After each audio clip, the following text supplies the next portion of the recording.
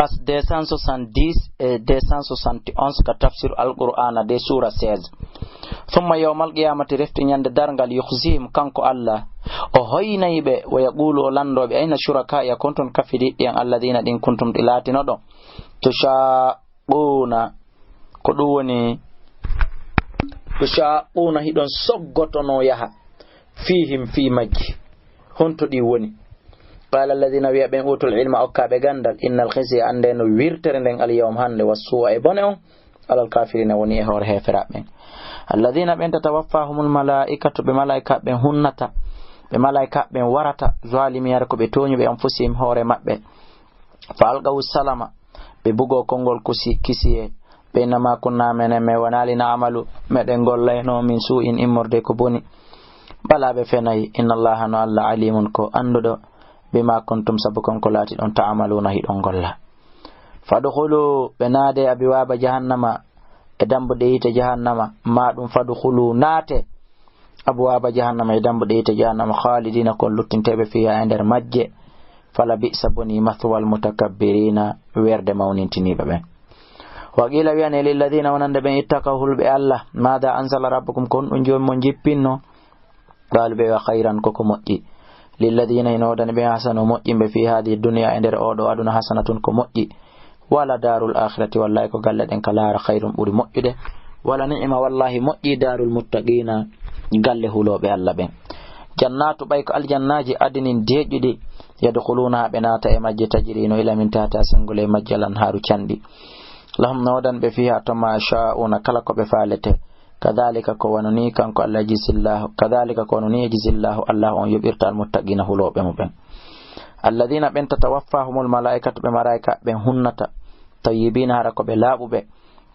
yaquluna ben salamun alaykum jam'i kisiye mon udkhulul jannata nate al jannam bima kuntum sabukon ko lati don ta'maluna don golla hal yanzurun tawsi ben habbiti illa an ta'tiyam sonande arata be al malaikatu malaika ben aw ya'tiyama ara amru rabbika fiya ke jomi ma'um kadhalika ko wanani fa'ala alladhina gullirno be min qabilim adtibe be wama zalamahumullahu Allah on tonyal be walakin skoni kanu be lati kam fasam ko hore mabbe zulimun ko be toñi fa asabam hebi be sayi'at boneji ma amilu kon ko be golli wa haqa jippi bihim e mabbe ma kanu kon ko be lati bi mudun yastazi'una hibe jalkita wayliten wa qala alladhina bi ben ashraku shirku be law sha Allah sha Allah no yiduno ma abadana men rewatano min doni ko hewta Allah min shay'in ha e hunde nahnu menewo wala abauna wana babirabe ame wala haramna me harmintano kadi min duni ko wori Allah min shay'in hay e hunde kadhalika konani fa'ala alladhina gullirna be min qablim aditibe be kadi wana e mabbe fuddi fa'al ala rusuli to sino fawi non ne laado on illa al balagh sona yottingol al mubin bangina oye wala gad ba'athna gomdi min immini fi kulli ummatin e kala mafte rasulan ne laado mi wi an skone ibudullah rew Allah wajitani bo woddito don ibudullah rewe Allah wajitani bo woddito don at-taghuta bewi naydi din faminhum man hadallahu umma Allah fewni faminhum man haqqat umma tabiti alayhi idum ad-dalalatu majrande fasiru yahe fil ardi kalaydi fanzuru daron kayfa kana konno laturi aqibatul mukaddibina battane fennobe inta harista yoni alerdi a habbitike ala hudam edo fewnugol fa inna Allah wa alla do kanyu la yahdi o fenata man yudillu ko dum woni on majjudo wa malam ala nabe kadi min nasirina imorde wallo wa aqsamu bi wondiri billahi inde alla den jahda aymanim hattirde wondore mabbe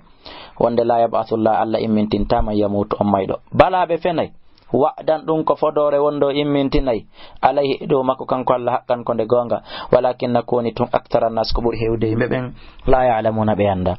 li yubayyana lam fi yobanginambe alladhina wonde yakhtalifuna de be luto ndirta fihi fi mudu wali alama alladhina fihi ando ben kafaru yedbe annahum wonde enele dey kambe kanu be lati ke jaka kadibina be fena jabe mara gonga inna ma qawluna andu kongol amengol li shay'in fi hunde idha aradna simen fala amande gollude an naqula lahu konde me wi antande kun wonu fayakunu nde wona walladhina ben hajaru firbe fillahi fi Allah min ba'di ma zulimu immorde baabe to nyama ala dalila no bawi annahum wallahi men honnaybe fi dunya ka aduna hasanatan e moƴƴere wala ajrul akhirati wallahi ko joddindin kala hara akbaru buri mawnude ko be marana kon law kanu sinno be latino ya alamuna be andi alladhina ben